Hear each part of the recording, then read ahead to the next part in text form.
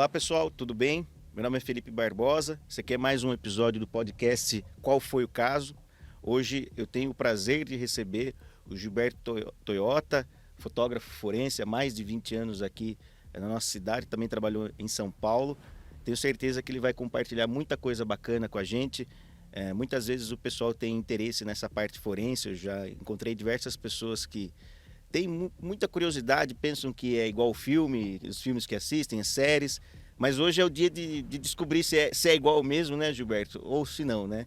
E também trazer também luz para quem quer seguir essa carreira, saber se é isso mesmo que quer fazer. Acredito que o Gilberto gosta muito do que faz, vai influenciar o pessoal. Gilberto, por favor, se apresente para a gente, conta um pouquinho sobre a sua profissão, quais são os seus objetivos, seus desafios. Muito obrigado, Felipe, pelo convite. Eu acho que é fundamental essa iniciativa para que a gente desvende mesmo todos, né, os aspectos, né, de um processo criminal. E a gente está aqui para colaborar e esperamos aí que a gente consiga fazer um programa bem interessante para todo mundo aí que está nos assistindo. Maravilha. Gilberto, qual que é o papel do fotógrafo forense?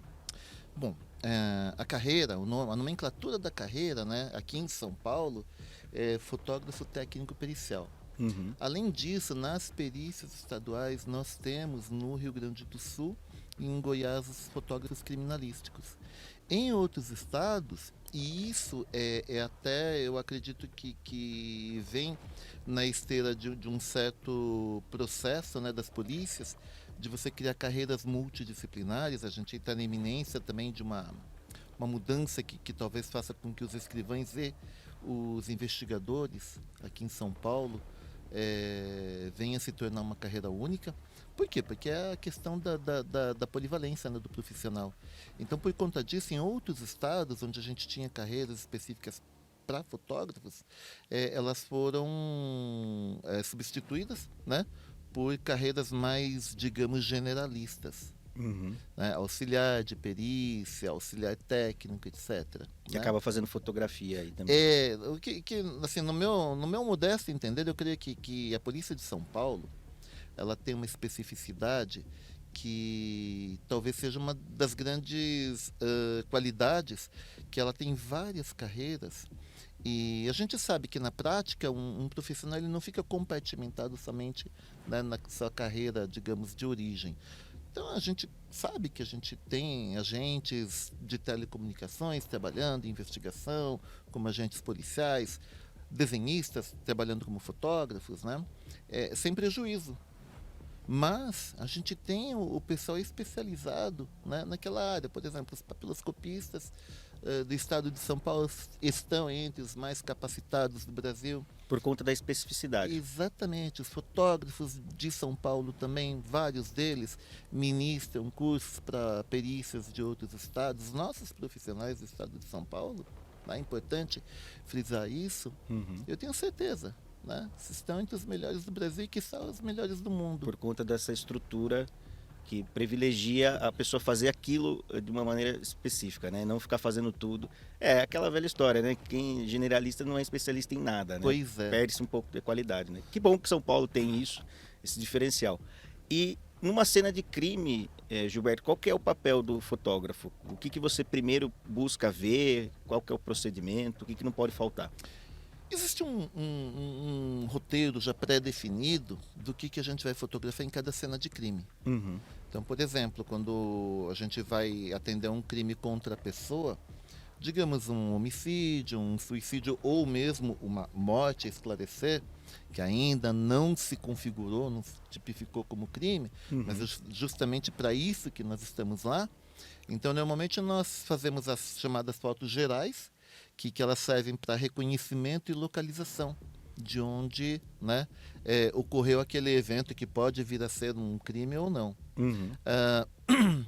Então, são essas gerais. Se for num prédio, por exemplo, obviamente nós vamos fotografar o prédio, localizar as vias de acesso, são fundamentais para que nós possamos investigar se essas vias elas foram violadas ou não, os acessos foram utilizados como rota de entrada ou rota de fuga.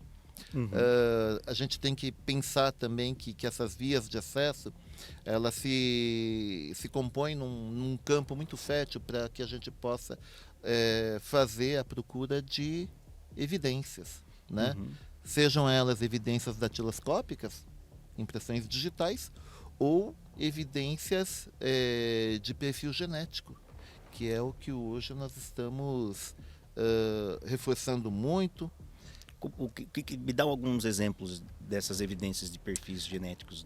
Eu vou dar algumas evidências, né, que são aquelas conhecidas, comumente conhecidas já para quem acompanha a área forense. Obviamente que eu não posso citar algumas outras fontes, Uhum. porque o nosso trabalho, ele também precisa ter uma certa... Nós precisamos ter um certo cuidado com tudo que nós transmitimos. Uhum. Tem Mas que assim, resguardar as fontes das informações. exatamente, mas basicamente, né, o que todo mundo sabe quando, por exemplo, a gente já assistiu algum filme Uhum. na área forense, que são o quê? São vestígios biológicos.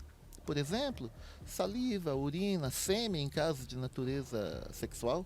Uhum. Essas secreções humanas, elas possuem o perfil genético. Então, o que é importante? Que nós primeiro nós busquemos. Algumas evidências elas estão visíveis, outras não visíveis, e nós precisamos revelar mediante processos físico-químicos e aí coletar. E depois a coleta tem que ser adequada, tem que obedecer todos os preceitos, né, da cadeia de custódia. O senhor, Sim. como advogado, Preservação. sabe, Sim, extremamente importante. né, da importância da cadeia de custódia. E aí enviar para análise. A análise, via de regra, de perfis genéticos não é feita, né? Aqui em Sorocaba, nós enviamos para São Paulo, na sede do Instituto de Criminalística, onde a gente tem o núcleo de Biologia e Bioquímica. E lá, esse perfil genético, se, né, for extraído, então ele vai ser inserido no Banco Nacional de Perfis Genéticos. Então a gente tem dois bancos. Um dos criminosos que já estão cumprindo pena. Essa semana mesmo nós estamos fazendo um mutirão para coleta de perfil genético nos presídios aqui da região. Uhum. Né? E a gente tem um outro setor do banco que E como é que funciona isso, esse mutirão? O pessoal tira fio de cabelo, o que é? Não, é mediante um kit Certo. de coleta, que é um swab, né? Uhum. E ele é esfregado na parte interna da bochecha. Ele é um procedimento totalmente indolor, Uhum. né? Ele é feito mediante a autorização, Uhum. né, do detento, né? E então não configura nenhum tipo de violação, Uhum. né, contra os direitos Claro. humanos. E daí todos esses perfis, eles são enviados para o Banco Nacional de Perfil Genéticos, que é gerenciado pela Polícia Federal em Brasília.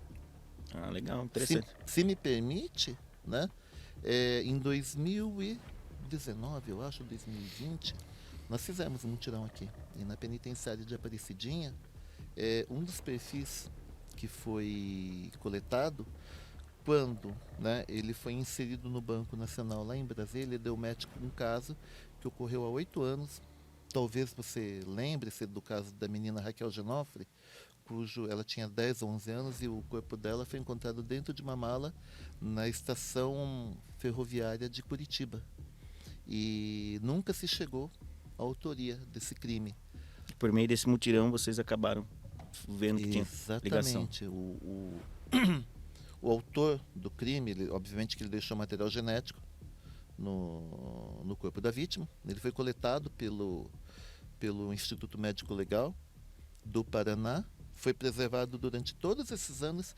E em 2018, quando, né, o então ministro da Justiça, Dr. Sérgio Moro, instituiu o Banco Nacional de Perfis Genéticos, essa amostra foi enviada. Em 2020, quando nós coletamos aqui, no presídio de Sorocaba, em Aparecidinha,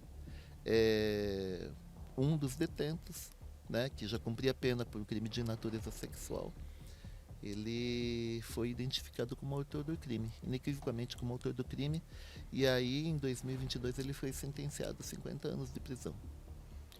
Daí a importância do trabalho em conjunto, né? E assim, essa questão da fotografia, nesse caso, por exemplo, deixou ali algum vestígio, você tem que ser absolutamente detalhista, né? Quais são as ferramentas que você utiliza para identificar num cenário, às vezes, caótico, o material ali, né? Porque Pois depois aí é. você tem que fotografar, que eu acho que também deve ser uma grande dificuldade, né? Pois é, né? O senso comum diz que hoje, com o advento da fotografia digital, fotografar tornou-se um ato muito fácil, né? Então, a gente precisa fazer um parênteses em relação a isso, porque hoje, né, nós utilizamos inúmeras técnicas fotográficas. Como eu falei, quando, por exemplo, nós temos estamos procurando algum vestígio de fluido corporal, você pode inferir que seja muito difícil você encontrar isso, né, dentro de uma cena de crimes. Imagina, né, aquele Sim. cenário caótico. Uhum. Né? Então, o que nós fazemos? Nós escurecemos o ambiente da luz natural e nós utilizamos as chamadas luzes multiespectrais, as luzes forenses, e nós precisamos saber exatamente quais luzes que nós temos que usar, e aí nós podemos revelar algum vestígio suspeito. Temos que tratar aquilo como um vestígio suspeito por enquanto, porque o exame ele não é um exame definitivo, é um exame presuntivo. O que você encontra quando você encontra uma mancha é uma mancha. Você não sabe do que. Uhum. Se é de sêmen, seja lá do que for, só análise laboratorial vai te dar essa informação. Então aí nós precisamos primeiro, né, falando de novo de cadeia de custódia, fotografar aquela evidência que à vista desarmada nós não enxergamos. Aí você faz processo de escurecimento. Aí nós precisamos utilizar filtros específicos, utilizar as luzes específicas para revelar. E fazer o registro fotográfico. Que também... Mas isso acontece na hora, Gilberto? Ou você vai depois para... Alguns tipos de... Porque daí precisa coletar, né? Porque você vai tirar foto do ambiente, escurece, daí você consegue já tem ali e ali. E aí tem que ser imagina que na hora. A cena do crime. Por que a fotografia é tão importante? Porque a fotografia vai congelar aquele momento que nunca mais vai se repetir. Exato. Você imagina numa cena de crime cheia de sangue dentro de uma casa, o que vai acontecer tão logo a perícia libere o local? Então, se perder Os tudo. familiares vão mandar limpar tudo. Sim, vai. O fato de você pegar e fotografar vai lhe permitir que você revisite aquele lugar ad infinito. Uhum. Sempre que for necessário, você vai poder... Eu diria que você não... Hoje nós podemos revisitar através das fotos. Não digo nem no futuro próximo, mas eu digo no tempo presente já. Eu acredito que para esse ano, para o ano que vem, eu estou trabalhando num projeto muito grande, que é de iniciativa do diretor do Instituto de Criminalística, do Centro de Perícias, que nós estamos fazendo uma grande capacitação dos profissionais, das equipes periciais, obviamente fotógrafos e desenhistas, de forma que a gente vai trabalhar sempre, tanto quanto possível e necessário, com, né, a reprodução em 3D da cena do crime, seja com drones, em acidentes de trânsito, crimes onde você tem uma área muito grande, nós sobrevoamos com os drones. Crimes ambientais, por exemplo. Exatamente, fotografamos e fotografamos de uma forma sistematizada. Né? Então, esse tipo de fotografia ele vai ser combinado num processo que nós chamamos de fotogrametria e vai gerar um modelo em 3D, entre outras coisas. Interessante. Esse modelo 3D, ele vai ficar só no computador? Ou como é que é? O modelo 3D, ele vai ficar, ele tem várias formas de você exportar. Uhum. A forma mais importante, né, que você tem um modelo em melhor resolução, obviamente que ele vai ficar sob o domínio do Instituto de Criminalística. Uhum. E a gente vai poder revisitar a cena a qualquer momento. No caso de, por exemplo, você emitir um laudo pericial e você quiser exportar isso de uma forma que o juiz ou as partes possam ter acesso a esse tipo de imagem, ele pode ser exportado num PDF 3D. Você sabia que existe um PDF tridimensional? Que você pode chegar lá, você pode manipular né, as vistas. Muito interessante, isso é um avanço, né? Ou então a gente pode criar um videoclipe a partir do modelo, uhum. né? E aí a gente exporta como num filme já mostrando, por exemplo, o ponto de vista do perito, de forma a ele pegar e embasar a sua tese, né? Porque todo laudo pericial é uma tese. Sim, muito interessante.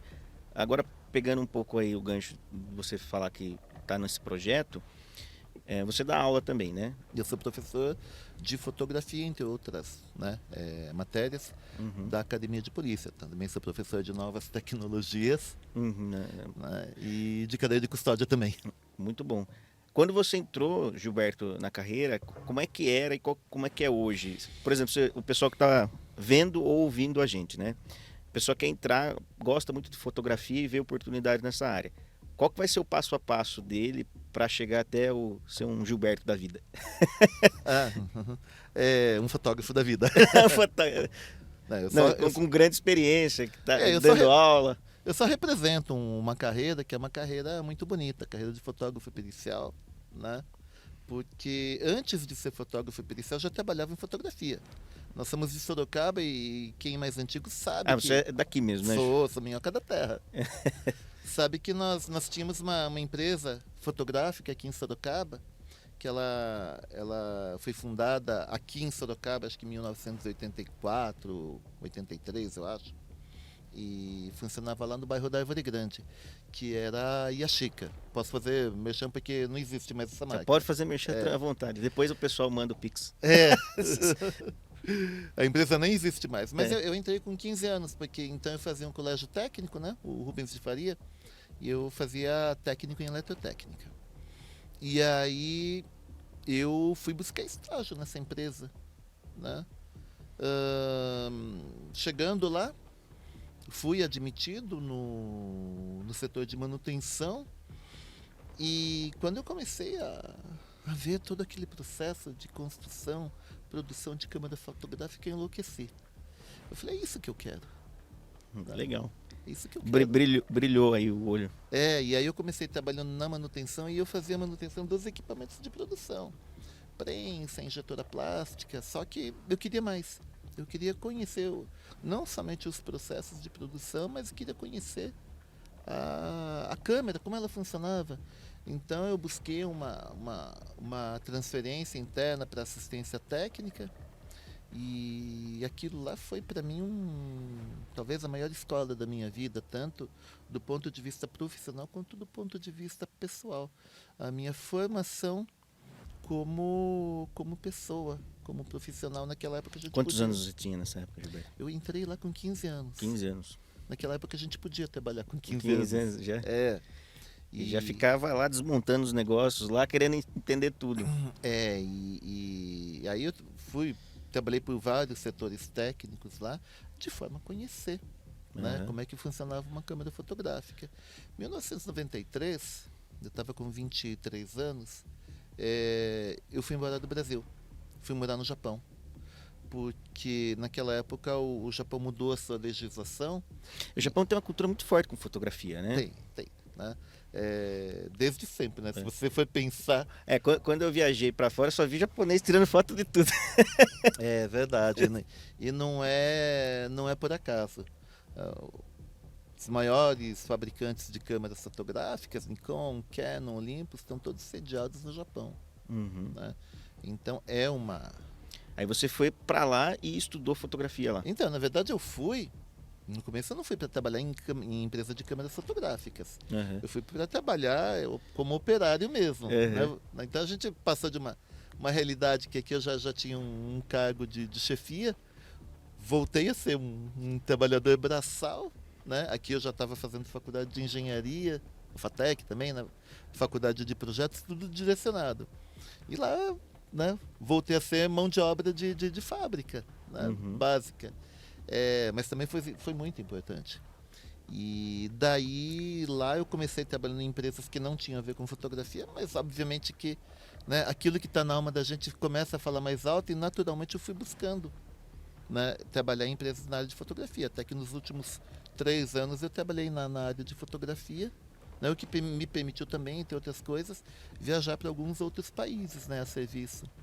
Então, conheci Hong Kong, Taiwan, China. Trabalhando com fotografia. Trabalhando com fotografia. A empresa que eu trabalhava... Mas você era fotógrafo ou na parte interna? Não, então, Isso que é legal, porque como eles souberam que aqui no Brasil eu já estava fazendo a faculdade de engenharia, eu já trabalhava com fotografia, eu comecei a fazer parte de uma equipe lá, que era uma equipe que o modelo de câmera fotográfica, quando ela é lançado no Japão, então, por exemplo, a Nikon lança modelo. A Nikon não vai produzir o modelo, ela vai terceirizar, né, para uma outra fábrica. Essa outra fábrica ela vai produzir tipo 6 meses lá no Japão, né, para garantir a qualidade, só que depois disso torna-se inviável, principalmente se a câmera for de baixo custo, a produção no Japão. Então toda a fábrica ela é embalada e daí o modelo vai ser construído em outro lugar. E o nosso trabalho era isso, a gente aprendia a montar aquele modelo. Depois a gente mesmo, né, embalava todas as máquinas, desmontava, embalava, despachava para esse outro país lá, no outro país a gente tinha lá. E você ficava viajando? Isso me permitiu viajar para alguns países, né, conhecer alguns outros países do Extremo Oriente. Também Quanto tempo você passou por lá? Olha, entre chegar e voltar para o Brasil foram 8 anos e meio. Nossa, uma baita experiência. Foi. E voltando para o Brasil, como é que você entrou na polícia? Eu voltei ao Brasil e não sabia exatamente o que fazer da minha vida. Né? Mas tinha enjoado do Japão ou estava com saudade? Olha, eu me dei muito bem no Japão. Sempre gostei da cultura, obviamente, né, por uma questão ancestral, de ancestralidade, mas o meu modo de ser como pessoa talvez tenha casado. E acho que nisso foi muito importante a minha formação, né? Lá na Yashica, né, quando eu tinha 15 anos. Tanto assim, todos os meus colegas que trabalhavam nessa empresa, a empresa exigia muito da gente. Imagino. Né? Mas ao mesmo tempo ela retribuía bastante, ela nos dava educação, nos dava uma série de... Eu já tive, inclusive, na faculdade paga pela empresa. E é muito importante, tipo... Aquilo serviu para mim de uma forma que eu já estava entronizado na cultura japonesa. Uhum. Para mim foi muito fácil. Basicamente, acho que eu trabalhava até menos lá no Japão do que trabalhava aqui no Brasil, na Yashica. E todos os meus amigos daquela época, eles estão aí super bem, né? São cidadãos, né, ditos de bem, pessoas que se esforçam, que trabalham, que estão entregando, né? Porque a gente começou a trabalhar numa época, 14, 15 anos, a 15, 16 anos é quando, né, a sua alma é forjada, né? Uhum. Então, tudo isso foi muito importante pra gente. E aí, aqui no Brasil, como é que você entrou na polícia? O que deu, assim, Foi mero acaso. Mero acaso. Vamos pensar em 2001, que foi quando eu entrei. Basicamente, a gente não sabia o que era perícia aqui no Brasil. Né? Naquela época, até um pouquinho antes, chamava-se polícia técnica. Falava, vai polícia técnica, quando tem um acidente, vai lá, fotografa, né, os carros, ou fotografa o local do acidente e vai embora. Né? E aí naquela época você já tinha o início do efeito CSI, dos seriados forenses, né? Brasil engatinhando ainda. Exatamente. E foi por um mero acaso, um vizinho meu trabalhava na polícia científica e quando o concurso foi instituído, ele sabendo que tinha acabado de voltar do Japão, falou assim para minha mãe, olha, né, vai ter um concurso lá para fotógrafo. Seu filho entende alguma coisa de fotografia? Falei, não sei, um né? Pouquinho. Talvez. E aí eu dei a sorte dei várias sortes. A primeira sorte, de estar no local certo na hora certa, né? Tinha acabado de voltar do Japão, estava 3 meses aqui no Brasil, e já prestando um concurso mega concorrido. Naquela época já era na faixa de 500 candidatos para cada vaga. Né? Tive a sorte de passar. Sorte não, né? Mas você sabe que na verdade, o que para mim pegou? Língua portuguesa. Porque eu estava morando há 10 anos, praticamente fora do Brasil, eu pensava em japonês. E quando você começa a pensar em outro idioma, é complicado. Um raciocínio completamente diferente. Mas eu consegui passar. E aí logo em seguida fui chamado. Não sabia exatamente o que era ser um fotógrafo da polícia técnica. Né? Era uma oportunidade, ponto. Não era uma coisa que você já vinha planejando. Tanto que a primeira coisa que eu achei estranho, olha, vocês vão ficar 4 meses lá em São Paulo fazendo o curso de formação na Academia de Polícia. Eu falei, por que Academia de Polícia? Quando eu cheguei no primeiro dia, um colega aqui do lado chegou lá e falou para o professor, primeiro professor, que era um delegado, falou assim, professor, nós vamos receber as nossas armas? Aí eu falei assim, o cara tá achando que a gente é o quê? O professor, muito sério, respondeu assim: olha, eu acho que vocês não vão receber pistola por enquanto, mas com certeza vocês vão receber o revólver e o distintivo. Aí caiu a ficha. Onde eu tô? Onde estou? Caiu a ficha que a Oh, minha meu Deus do vida céu. nunca mais seria a mesma. Você trabalhar na área policial, você tem que mudar toda a sua rotina. Você tem que pensar aonde você vai se divertir, com quem você vai se relacionar.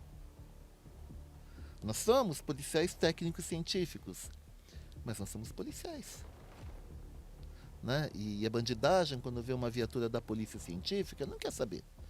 Né? Viu a palavra polícia lá em um highlight em cima? Mete bala. Eu sou do grupo dos nerds, cuidado. É, pois é. A minha arma é a câmera fotográfica, a arma do perito é caneta. Mas, para mim, foi uma nova descoberta, porque eu sempre trabalhei na área industrial, na área comercial, e eu descobri que, de repente, com o meu trabalho na fotografia, eu poderia levar, né, a aplicação da justiça. Olha que coisa linda.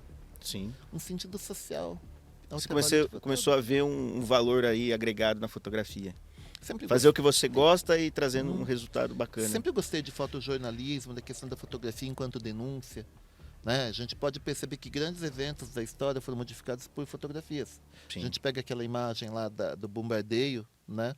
No Vietnã, daquelas crianças, né? Tem aquela foto daquela criança correndo. Exatamente, com desnuda, ácido, né? na palme. É. Né?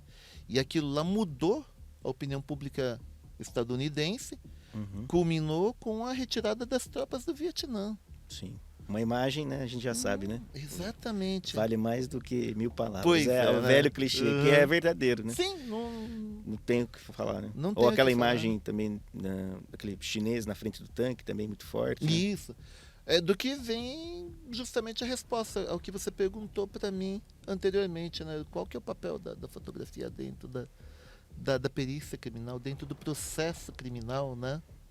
É justamente isso, é você perenizar, você registrar e perenizar da forma mais fidedigna possível aquela situação, aquele elemento de interesse pericial, o estado das coisas numa cena de crime, de forma a você nem superdimensionar, porque nós sabemos, né, quem trabalha na área...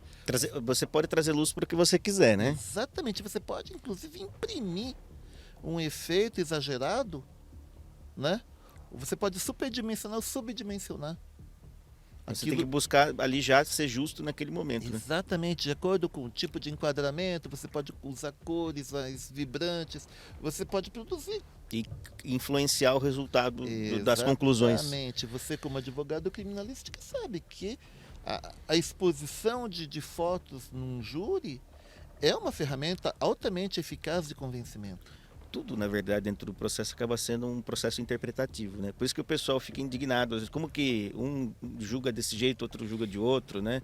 E aí a importância desses contrastes, né? De você ter essas partes adversas conversando, dialogando. Olha, você está falando que é isso aí, mas veja desse lado aqui, não é bem assim, meu amigo. Na verdade, o resultado de um processo criminal é uma síntese, né? É uma síntese.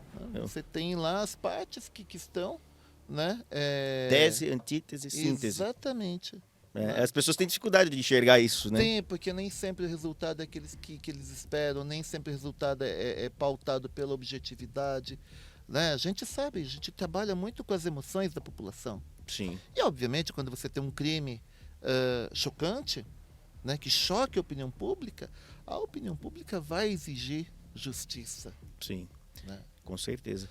Gilberto, pegando esse gancho aí que você falou de ser chocante, esse é um dos motivos do nosso podcast chamar Qual Foi o Caso, né?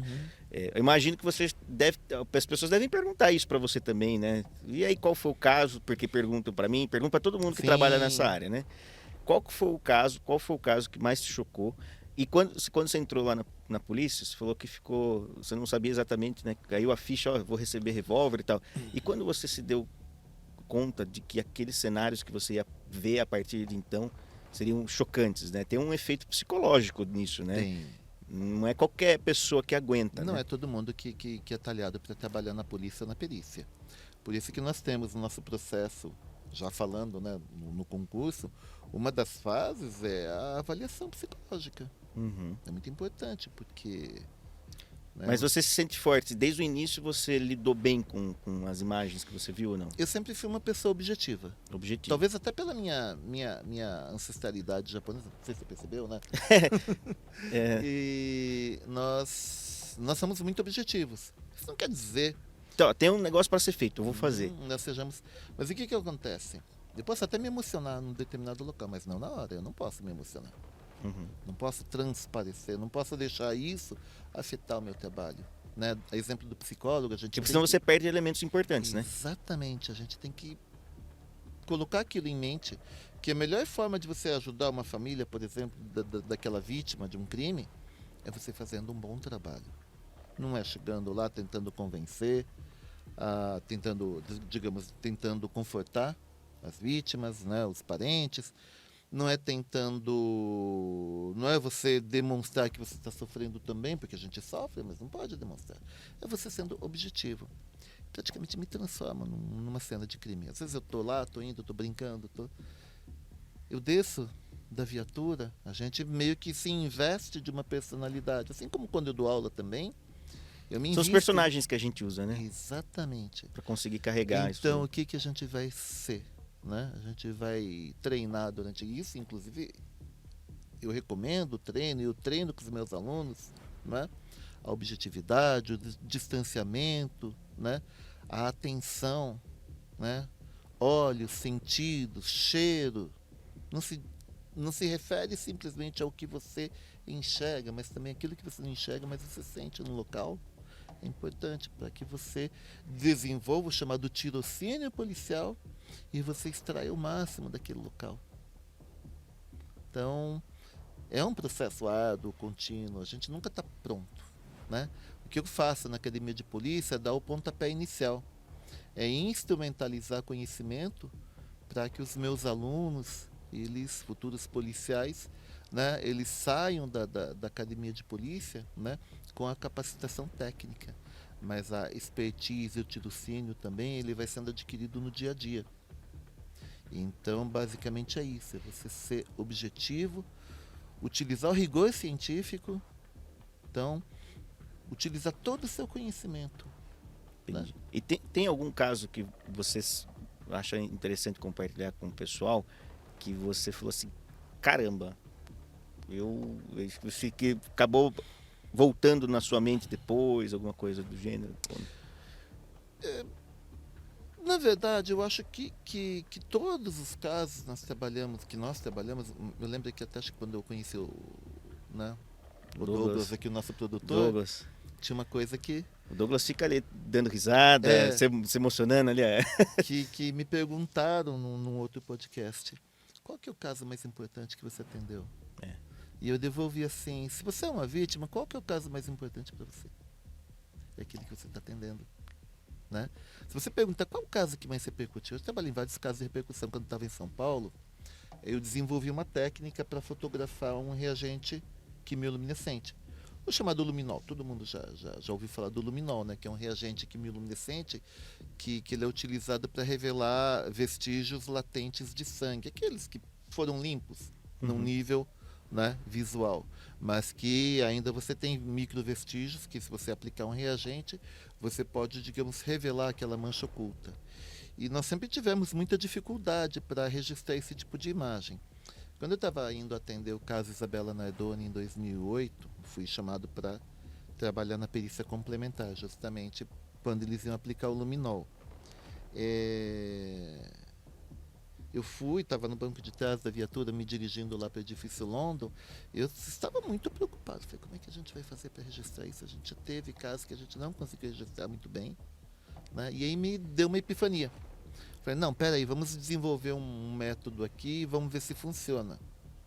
E aí eu desenvolvi uma técnica para fotografar o luminol. Né? Eu estava trabalhando naquela época brincando, digamos, né? Com o Photoshop, e no Photoshop a gente trabalha em camadas, né?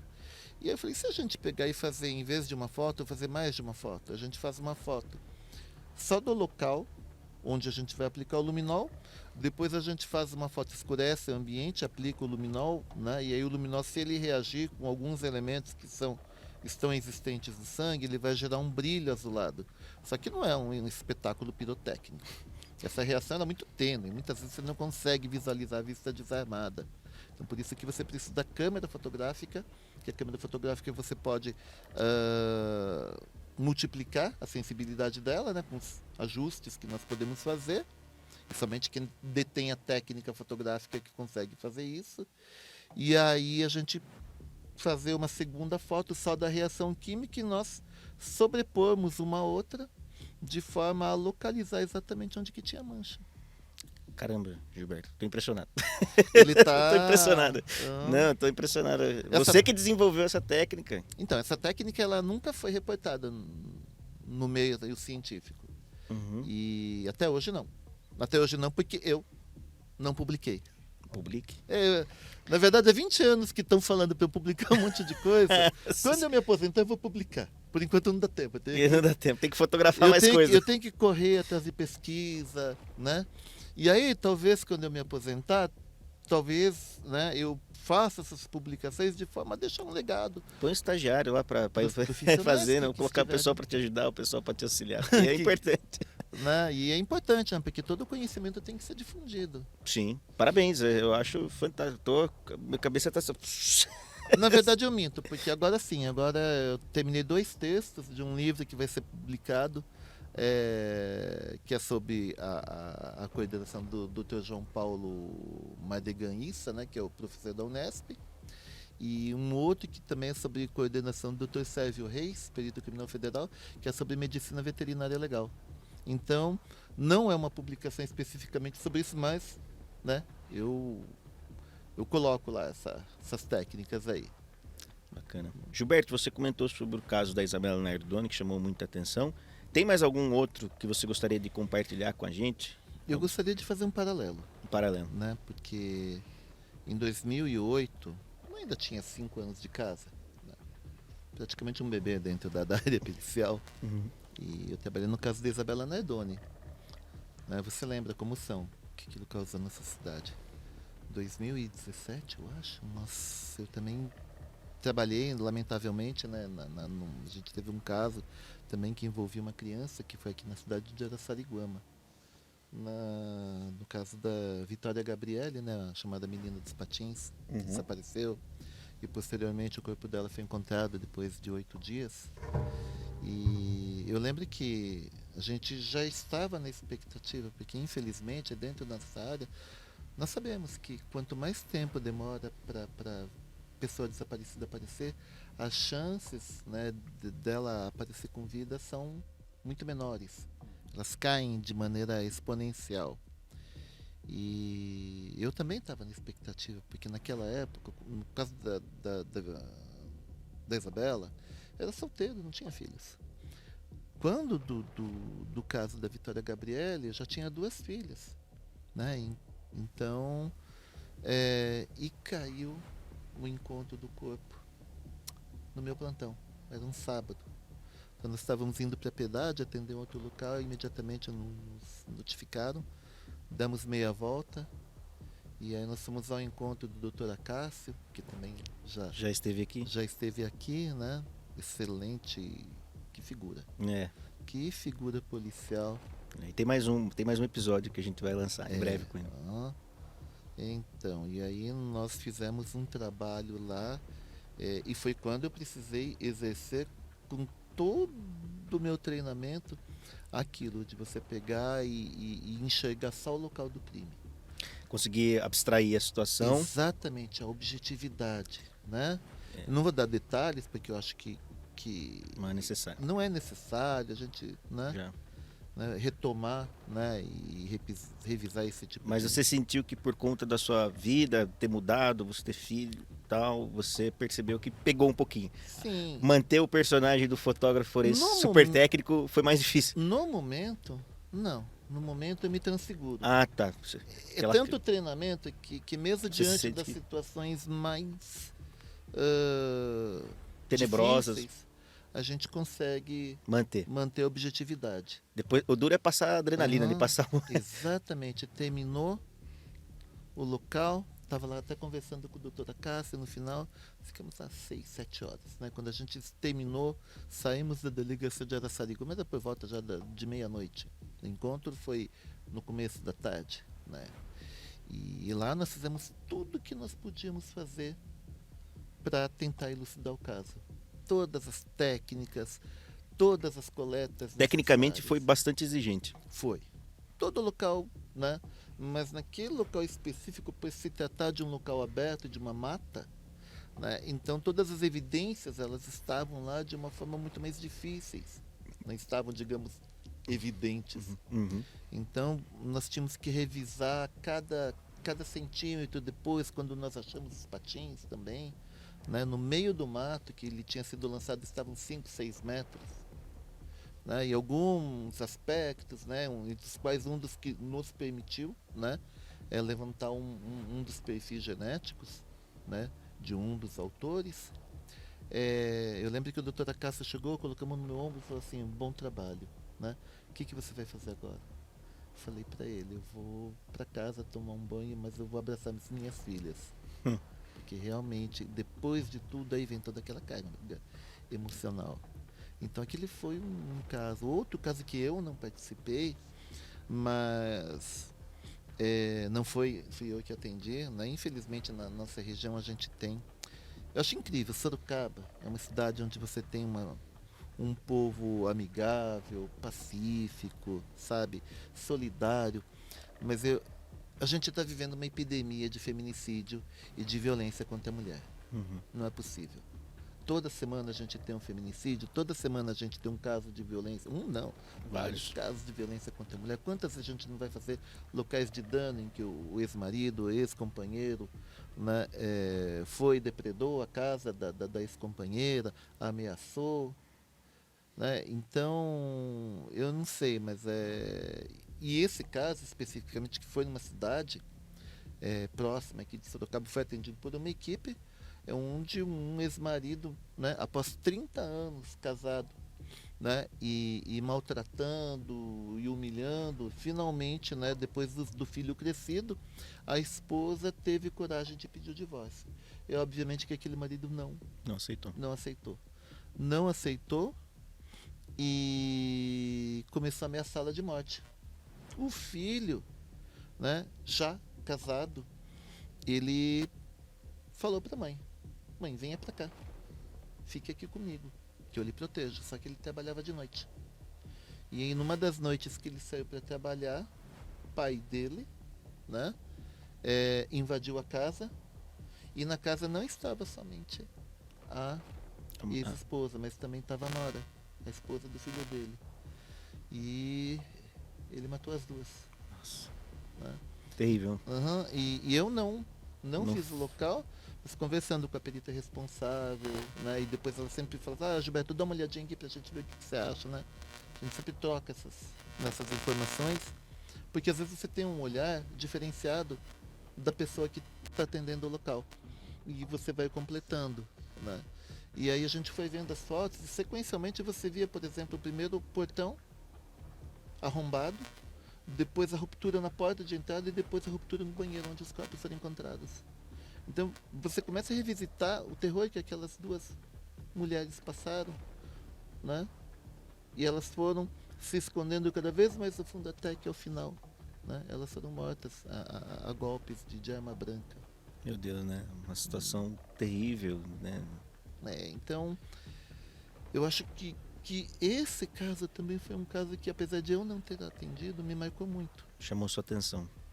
Pelo grau de terror psicológico ali, né? E de uma pessoa tão próxima, né? Entre aspas, né? O que vai ser da vida do filho desse casal? Perdeu a mãe, perdeu a esposa e o pai. Sim.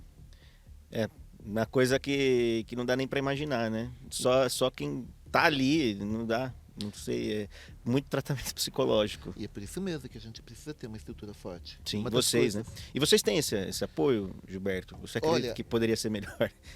Sem querer criticar, mas saber o que pode melhorar mesmo. Eu acho que não é nenhuma questão de crítica, mas tudo pode melhorar. Na nossa instituição, a Polícia Científica, a gente já tem um núcleo que foi criado já há bastante tempo, que nós temos psicólogos à disposição. Então, eu acho isso muito importante. Com certeza. Né? Tanto que assim, acho que hoje nós estamos com 6, 7 psicólogos e todos eles estão com a agenda lotada. E nós temos também um núcleo de bem-estar, onde você tem lá atividades físicas. Você tem yoga, isso fica na sede. Né? Uhum. Mas de alguma forma, talvez o Estado poderia fomentar alguns tipos de convênios, né? Para que os policiais pudessem se manter em treinamento físico e mental, né? Tivesse esse tipo de assistência física e mental de uma forma preventiva. Não somente quando você começa, né, a perceber que você Tá mal. Tá mal. Uhum. Mas que você pudesse, por exemplo, um convênio que lhe permitisse, né, ter desconto significativos, porque sabe, né, o salário de policial é um salário que não é... Não estou reclamando. Mas diante da dificuldade, da importância. Exatamente. Né? Uhum. Que você pudesse, por exemplo, ter um desconto muito grande em academias, em clínicas, Sim, psicológico. Exatamente, em atendimento de ordem psicológica, visando o bem-estar. Porque realmente, como é que você vai ajudar as pessoas se você não está bem? Sim. Como é que você vai realmente dar o seu melhor ali por uma situação tão importante, se você acaba tendo uma repercussão muito... Porque assim, você fala, né, Gilberto, que você chega, você é muito técnico, mas isso não dá para garantir que todo mundo vai ser. E você não sabe se, por exemplo, mesmo você sendo extremamente objetivo, se aquilo não vai se acumulando dentro da... Você, e acaba... E em algum momento aquilo pode extrapolar, né? E a gente sabe que, infelizmente, o índice de suicídio e depressão entre os policiais é grande. É grande. Porque... Isso é uma coisa que às vezes as pessoas não falam muito. As carreiras jurídicas, de um modo geral, Sim. são extremamente estressantes e as pessoas não entendem, né? Por que o pessoal tá tão doido? Por conta dos problemas que a gente lida, Porque né? os profissionais de toda a área forense, eles lidam com as mazelas sociais, com as tragédias. E com a responsabilidade de elucidar, de resolver. Exatamente. O que é a responsabilidade que tem nas suas mãos, por exemplo, de, mediante, né, a sua atuação, você vai fazer com que uma pessoa permaneça em liberdade ou não? Sim. Para mim, eu sempre falo isso, Gilberto, eu tenho a responsabilidade de dar um parecer técnico defensivo. O promotor, um parecer técnico de acusação, e o juiz vai dar a síntese disso. Não tem inimizade, não tem concorrência. Claro, você vai fazer o melhor para trazer todo o melhor cenário para o cliente, mas no final é mais um ator, mais um que está ali Sim. desempenhando o papel para ter a justiça, né? E você tem todo um regramento que é a legislação. Sim, super técnico, é uma coisa super técnica, né? E é isso, exatamente. Mas tem a nossa repercussão, e como a gente se sente em relação a tudo isso, né? E todos os profissionais envolvidos, a gente percebe que acaba tendo um grau de estresse muito alto. Especialmente do Brasil, que muitas vezes, aí agora entrando na sua área, e até vou fazer uma próxima pergunta, que é a questão de recursos. Porque acredito que se vocês tiverem mais recursos também no dia a dia de vocês, porque assim, você está lá numa cena de crime, você fala, cara, eu sei que tem coisa aqui que eu poderia fotografar, que poderia me ajudar, mas eu não tenho todos os recursos necessários para trazer todos os elementos que eu sei que, por exemplo, tem no exterior e eu não tenho aqui. Você consegue pensar em alguma coisa, Gilberto, que se o Brasil hoje estivesse implementando, a gente teria o maior índice de elucidação de crimes? Eu acredito que do ponto de vista de recursos técnicos, nós estamos bem servidos. Principalmente que o estado de São Paulo, eu acho que isso aí até é um pouco o reflexo da importância que se dá hoje em dia à área forense, né? E à área pericial, em particular, né? Mas ainda há possibilidade, sim, de melhorias, né? Investimento em ciência e tecnologia, na nossa área específica. Mas eu acho que também é muito importante você investir no profissional. Né? Obviamente, salário é uma coisa importante, porque quanto melhor o salário, você vai ter, né, mais pessoas mais capacitadas buscando aquela vaga. Então, isso é fundamental, investimento no profissional. Né? Eu acho que nisso a gente pode melhorar. Entendi. Bacana. Em questões de tecnologia, Nós temos sim bastante tecnologia aqui, o investimento do estado de São Paulo é muito grande, né? Dá para melhorar também, mas a gente sabe que nós vivemos num país que tem um monte de mazelas sociais. Tem tanto problema, o que vai resolver o problema? O que vai resolver primeiro? Né? O que é mais importante? Então, pro gestor, né? Realmente é complicado. Você tem que. Quando eu entrei na Polícia Científica, nós tínhamos um orçamento em 2002 de R$600 mil para administrar 58 equipes. Né? O meu antigo diretor ele falava que ser diretor do Instituto de Criminalística era administrar miséria. Nós tínhamos que abastecer as nossas viaturas nos batalhões da PM, um mínimo de recursos, mas nós ganhamos o quê? Expertise. Conseguimos fazer muito com pouco. Quando nós começamos a receber mais recursos, né, nós tivemos um incremento da qualidade do nosso pessoal incrível. Mas é importante que, por exemplo, ao profissional da área pericial seja destinado sempre uma carga horária que lhe permita pesquisar novas tecnologias e você aprimorar,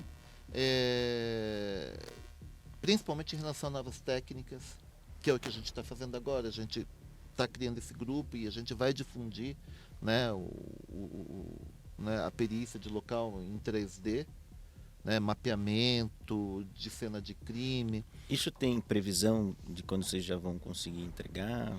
Como é que está isso aí? A gente já começa a ministrar os primeiros cursos agora, daqui a alguns meses. Estamos preparando material didático e é legal, porque de uma certa forma, como, né, Sorocaba está envolvido nisso, né, no grupo tenho eu. De quem foi a ideia, Gilberto? Da diretoria. Da diretoria mesmo. Não foi já para o Gilberto que já está liderando isso aí já. Não. O importante, né? As nossas diretorias, né, desde sempre, foram diretorias que sempre pensaram na questão do aprimoramento técnico. Bacana. Obviamente que é complicado, porque aqui no estado de São Paulo, se você for pensar, né, eu já dei aula na Polícia Federal, né? E aí eu sempre colocava lá os nossos índices, né? E quando eu colocava os nossos índices, o pessoal da Federal ficava assim, o quê? Né? Como é que vocês emitem, né, 1.800.000 laudos? Isso quando eu fui dar aula lá há 10 anos, né, lá em Curitiba, na Superintendência da Polícia Federal de Curitiba. Então, realmente, a carga, né, de trabalho para as equipes periciais aqui é enorme. Você não tem em lugar nenhum do mundo. Então, por isso que o profissional pericial, fotógrafo pericial, desenhista pericial, perito criminal, né, daqui do Brasil, ele é bom. Porque ele tem que trabalhar com muita quantidade. Né? Quando pergunto assim, Gilberto, qual que é a diferença dos seriados com o que tem o seu dia a dia? Não é questão de tecnologia, nós temos tecnologia também. E tecnologia de ponta. A maior diferença é que lá no seriado, né, você se debruça sobre 1 ou 2 casos. O cara dorme. Aqui não. Aqui no Brasil não. Uma equipe pericial, aqui vamos pensar de Sorocaba, num plantão de 12 horas vai atender de 5 a 10 locais de crime. O perito tem que emitir de 5 a 10 laudos, que é uma peça, né? Sim, que complexa. Pode ser uma peça que pode ter dezenas de páginas. De páginas. Sim. Né? Hoje a gente já vive uma situação muito melhor, porque tem os chamados plantões de laudo que os peritos, né, vão utilizar para fazer o laudo. Mas quando a gente entrou em 2002, como se diz, quando tudo aquilo era mato, não. Né? Então a gente está caminhando a largos passos. Né? Uhum. A gente percebe que o incremento salarial também está melhorando bastante. A gente vê estados como Santa Catarina, Paraná, eles tiveram um incremento, né, salarial muito grande. Isso, no frigir dos ovos, vai refletir em qualidade. Não porque você vai ganhar mais, mas você vai despertar o interesse para pessoas que poderiam estar, né, em carreiras. Falar, não vou para essa carreira porque não é tão... E o cara é super técnico, o cara é super bom, né? Agora não. Com um salário que, por exemplo, está sendo oferecido agora no Paraná, né, por exemplo, com certeza vai ter muita pessoa boa que podia estar na iniciativa privada, né, querendo se dedicar para esse concurso. Vai prestar o concurso. Muito legal. Gilberto, sensacional, Gilberto. Esse bate-papo que a gente teve aqui. Né, Douglas, já estamos finalizando aqui. Muito obrigado mesmo, eu me surpreendi com as suas informações, assim, realmente mostra o dia a dia de vocês, né? Você falando que dispõe sim de tecnologia, muitas vezes as pessoas podem pensar que não, lá fora é melhor, aqui tem, só que nós precisamos só ver mais o profissional da área, que é um dos objetivos do podcast, é trazer voz, sabe, Gilberto, para essas diversas pessoas, assim, porque são coisas que às vezes as pessoas só dizem no dia a dia delas. Mas e aí? As pessoas estão sabendo disso? Será que... Às vezes sabe, mas não traz luz, né? Como você faz lá, vai tirar foto, você escolhe o que você vai trazer luz. A gente escolhe trazer luz para aquilo que o nosso convidado mais acha importante. Porque, de alguma forma, acho que esse podcast pode contribuir para o pessoal começar a refletir um pouco sobre a justiça criminal para melhorar. Porque é importante para todo mundo. Todo mundo fica reclamando. Né? O Brasil é injusto, as coisas não funcionam. Mas aí, a gente está debatendo? Eu não vejo debate sobre isso, eu vejo só a gente murmurando, né? Então é acender esse debate. Exatamente, é fundamental. O que você está trazendo aqui, né? Como você mesmo diz, jogando luz, né? Porque a sociedade também tem que começar a debater, tem que começar a compreender, né? Tudo começa pela questão da educação. Exato. Você traz informação, né, de forma precisa, imparcial, e isso é fundamental para que a gente a própria população comece, né, a estimular o seu raciocínio crítico. Para eleger melhores políticos que estão, né, condizentes com essas ideias. Para exigir mais de nós mesmos. Para se exigir o que é viável, Sim. o que é importante de verdade, não, né, conjectura, pessoal, né, só discurso. Né? Mas é desmistificar. Exato. Essa acho que é o verbo correto para isso. Exatamente. Gilberto, obrigado, gratidão pela sua presença aqui hoje, por você ter disponibilizado o seu tempo. Eu sei que é corrido, eu sei que não é fácil se deslocar. Já vou voltar lá. Mas é professor que gosta disso, né? Professor gosta. Obrigado a gente mesmo. Tá aqui. Quando cada aluno nosso tem um bom resultado, a gente se sente duplamente gratificado, né? Então, essa verve de professor também, para mim, né, tem sido muito importante, porque na verdade eu sei que daqui a alguns anos, né, a gente vai ter aí alunos nossos que vão brilhar né, e de certa forma a gente vai se sentir muito recompensado. Com certeza. Pessoal, todo mundo que está assistindo a gente, ouvindo, obrigado. Até o próximo podcast. Tchau, pessoal. Tchau, tchau.